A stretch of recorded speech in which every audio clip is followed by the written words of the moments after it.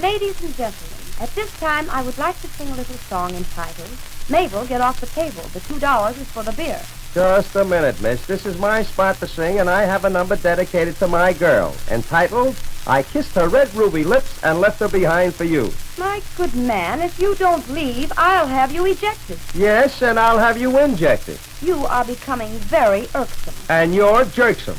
You know all the answers, hmm? I've been around. I know a few. Okay, well then tell me, what is the difference between a king and a knight? Once a king, always a king. Once a knight, that's enough. Young man, do you realize that I am a direct descendant of Cleopatra?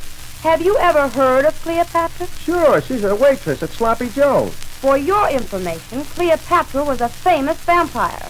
Do you know what a vampire is? Sure, that's the guy that stands behind the counter and hollers, balls. Wrong.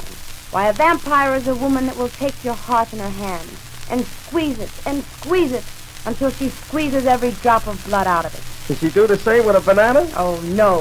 Why, Cleopatra was a famous vampire, and she had a very beautiful ass. Oh, she was an Egyptian. Why, yes. I heard they all have large ass. Ah, but she had a very beautiful ass.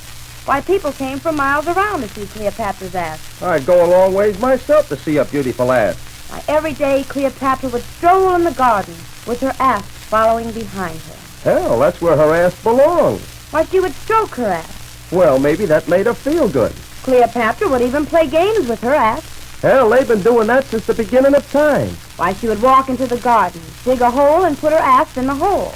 Then she would dig another hole and take her ass out of the first hole and put it in the second hole.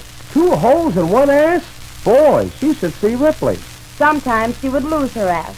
You see, it was the color of the ground. Oh, she had a dirty ass. Now, when she would lose her ass, she would whistle to it, and her ass would whistle back. Oh, what a novelty, a whistling ass. I heard of the barking kind. Now, Cleopatra had a great lover by the name of Mark Antony, and he was very fond of Cleopatra's ass. Hell, I don't blame the guy. Mark loved to kiss Cleopatra's ass. Oh, an old ass kisser. Well, every man to his own taste. Now, I want you to visualize this, if you can. It's a beautiful moonlit night. Mark Antony is standing in the garden with his silhouette against the moon. Against the moon? Wow, that guy has some silhouette.